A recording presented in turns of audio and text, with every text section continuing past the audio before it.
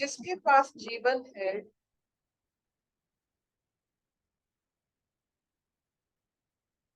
वो अस्थिर है।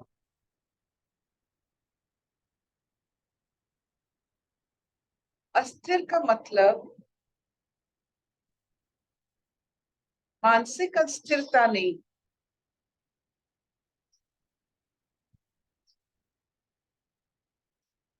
उसमें मूवमेंट मतलब गति,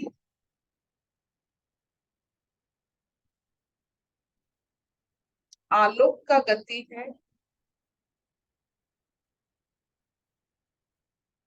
पवन का गति है, जीवन का भी गति।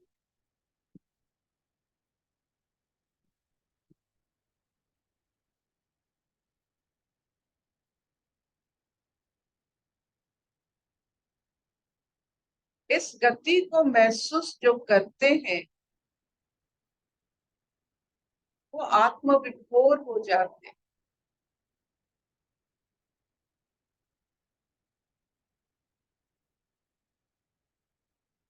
इस गति को महसूस करने के लिए आत्मभाव चाहिए।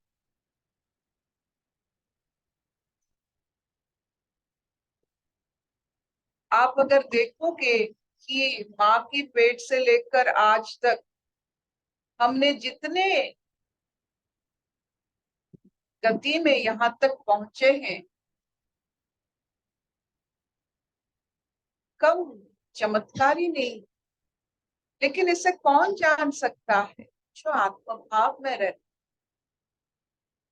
जो आत्मभाव में रहता है वो गति को पहचानता है।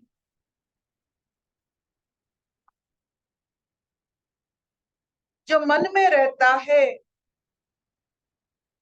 ये गति को पहचान नहीं सकता है, क्योंकि मन की गति इतना तेज है कि ये जो गति जीवन की गति को वो मान्यता नहीं देता जो सच है। मन असत्य होकर, गतिवान होकर जीवन की गति को मानता नहीं। तो मन में रहने वाले, मन को आदर करने वाले, मन की कथा सुनने वाले ये चमत्कार सब अनुभव नहीं कर सकते।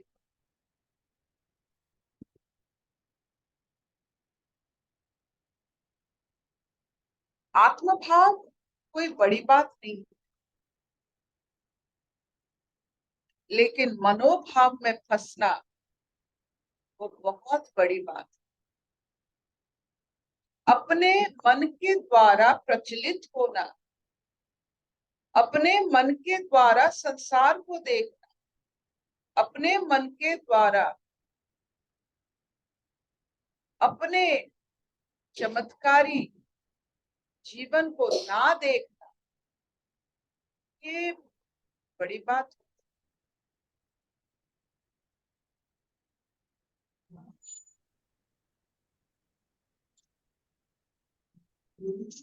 जो अपने जीवन की गति को महसूस कर सकता है उसको सोने वक्त भी लगता है कि वो गति में है। ये जो अनुभूति, जो अपने को एक गतिशील मानता है, तो प्रगतिशील बनने में कितना समय लगेगा?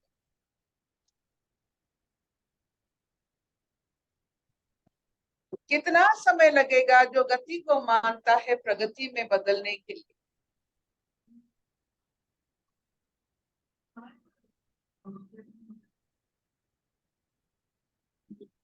ये हम इसलिए आज कह रहे हैं कि हमारे बैठने सोने से गति बंद नहीं होता है, हमारे मानसिक तनाव से अपना गति मंद पड़ जाता। तो मन की गति और जीवन की गति को थोड़ा परखिए। अगर मन की गति जीवन की गति से मिलता है तो आप देखोगे कि मन अपना स्वरूप, जो विविधता है, मन का स्वरूप विविधता है, उससे उसकी गति कम होने के कारण आप वो विविध चेतना को अनुभव कर सकते हो। मन गति कम हो जाए तो आप मन को देख सकते हो। अगर कोई भी आत्मभाव में मन को देख सकता है, उसकी विविधता को अनुभव करता है, तो वो संसार का अनुभूति भी करता है और संसार में जो विविध अनुभूतियां है वो मन के कारण भी अनुभव करता है। आज फिर सुनते हैं स्वागता जी से भक्ति की कथा। हरि ओम अर्पिता। सभी प्रेमियों को मेरा प्रणाम।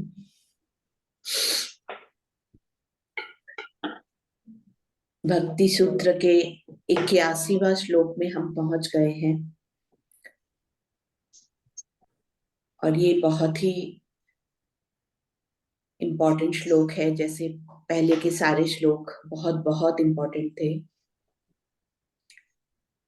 इस श्लोक में कहते हैं त्रिसत्यस्य भक्तिरेव गर्यसि, भक्तिरेव गर्यसि, भक्तिरेव गर्यसि।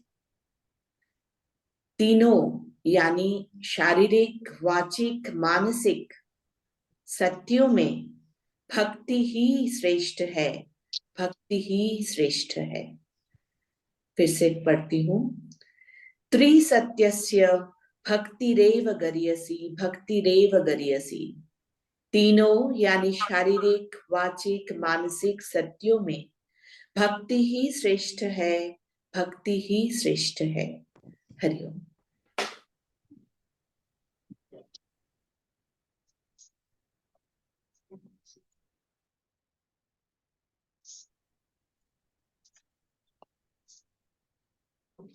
जब से हम ये नारद भक्ति सूत्र पढ़ने की हमें थोड़ा बहुत क्षमता आया है, अपने आचरण के कारण, शारीरिक और मानसिक और आत्मिक आचरण के कारण ये सब मिलता है। उसको समझने के लिए जो वातावरण चाहिए वो अपने जीवन की समझ के कारण ये मिलता है।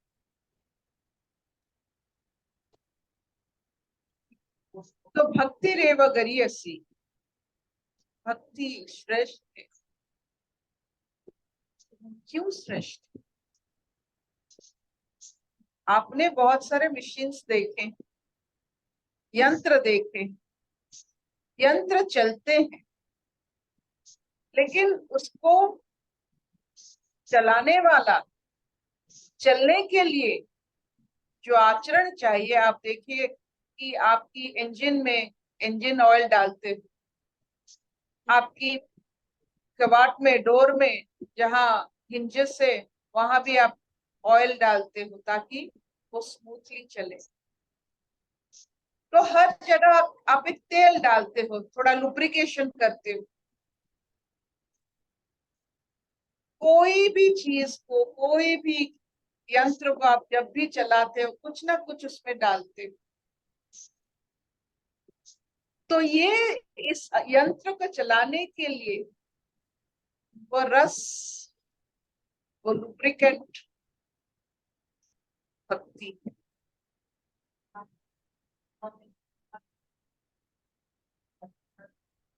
आप जब भी कोई भी यंत्र ठहर जाता है, आवाज देता है, आप क्या करते हो? तेल डाल दो, तेल डाल दो। वैसे ही जब ये शरीर और ये मानसिक अवस्था में आवाज होती है, भक्ति का उस पर जो असर पड़ता है, वो असर जिस पर पड़ा है, और वो शरीर और वो मन, उसको पूछिए कि भक्ति के कारण कैसा असर पड़ा। मानो शरीर हल्का हो गया, मन जो एक भयंकर रूप लेता था, राक्षस का रूप लेता था, माया भी बनता था, मानो जैसे चूहा बन गया।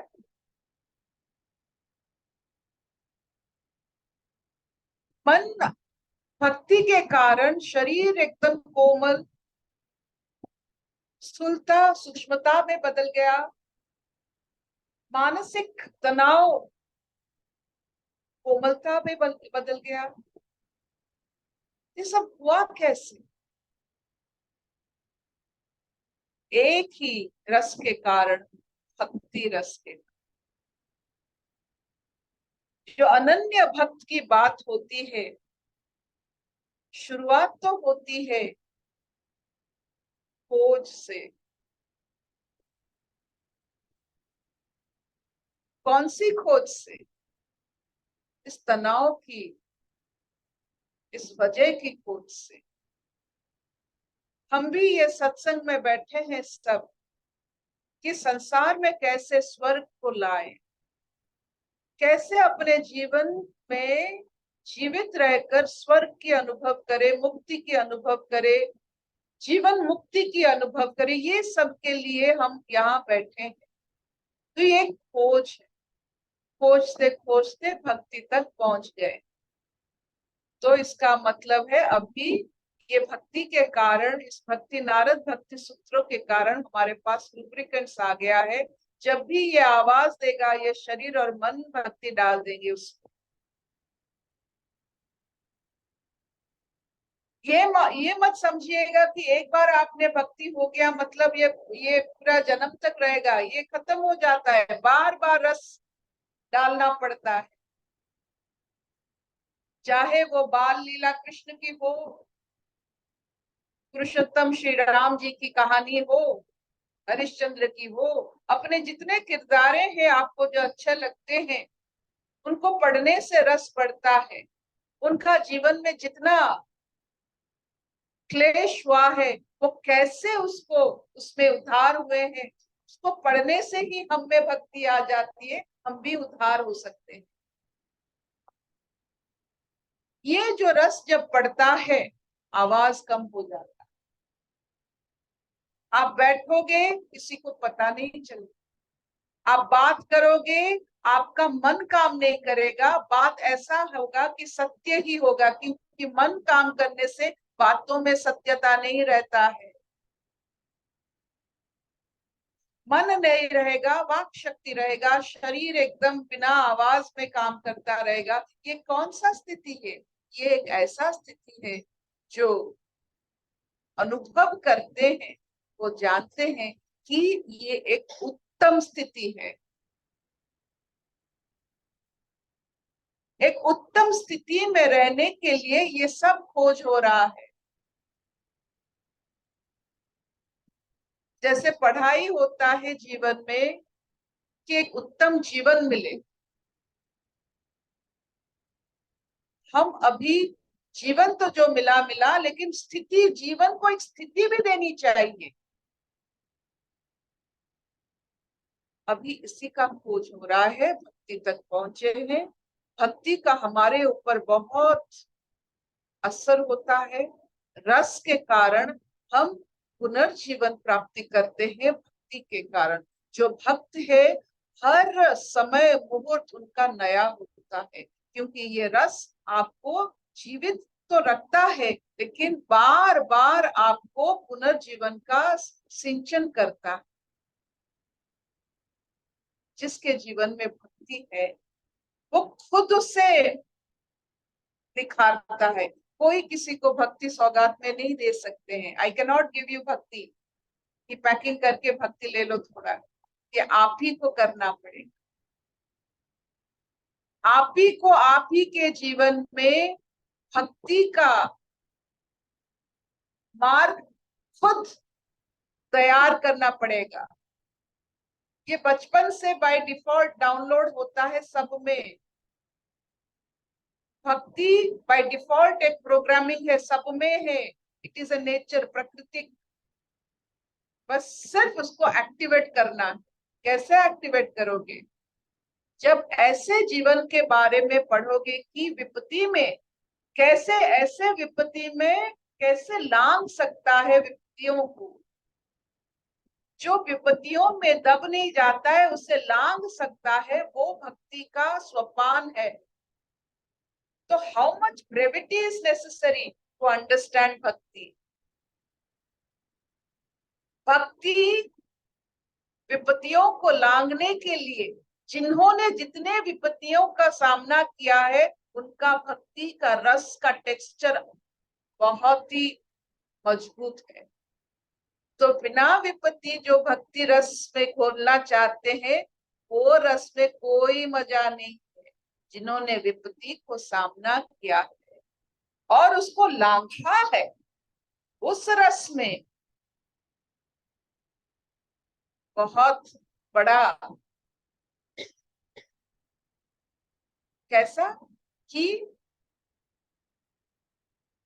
वो समयातीत भक्ति होता है। आज तक देखिए, आज तक देखिए, जो समयातीत होता है, जिसको समय जो किस्सा बहुत दिनों से, जिसको समय उसको मार नहीं सकता है, हम तक पहुंचता है, वो समयातीत किस्से होते हैं।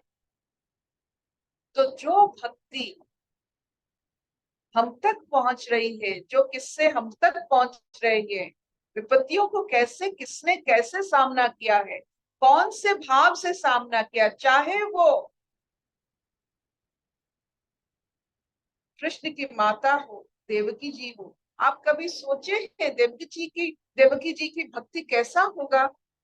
अष्टम संतान गर्भ में धारण करने के लिए 7 संतान को वो मरण अवस्था में वो देखी थी। कैसा होगा उनका जीवन? Was it easy for Devaki?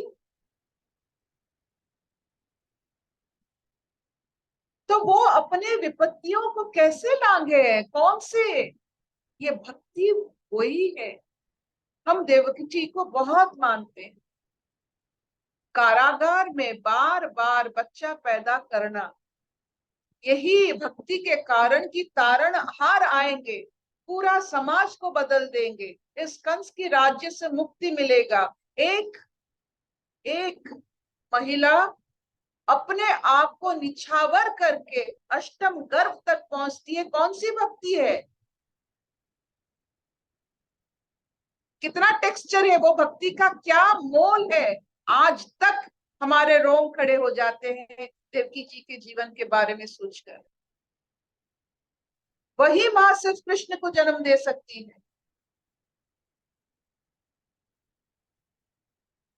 तो आपकी भक्ति का मोल आपकी विपत्ति को लांघने की शक्ति में है, और किसी में नहीं। तो विपत्तियों को, जो आपको विपत्ति पड़ता है, वो आप जानते हैं, उससे लांघिए, ताकि अपने भक्ति को आप परख सको कि हमने क्या भक्ति, हमें क्या भक्ति, हमारे अंदर भक्ति है। अगर है तो देखते हैं। कैसे देखेंगे? विपत्तियों को कैसे हम सामना करते हैं। Will this do? तो इसीलिए वो श्रेष्ठ है।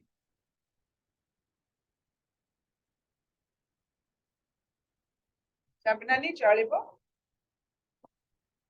हाँ मामा, बहुत सुंदर। अशतो मा सद्गमय तमसो मा ज्योतिर्गमय मृत्युर्मामृतंगमय। सर्वे सुखिनः सन्तु सर्वे सन्तु निरामया। सर्वे भद्राणि पश्यन्तु मा कश्चित् दुःखभाग् भवेत्।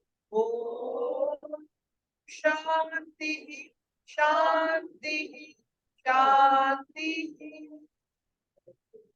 तो आज का टेक होम नोट बहुत सिंपल है, भक्ति श्रेष्ठ है, ये पता है, ये आपको पता होनी चाहिए। आप में रस कितना है विपत्तियों को सामना करने के लिए। जो रस आपको विपत्तियों को सामना करने के लिए आपको आपका दम देता है, वही भक्ति, वही भक्ति, और वो श्रेष्ठ है। बहुत बढ़िया मामा, थैंक यू।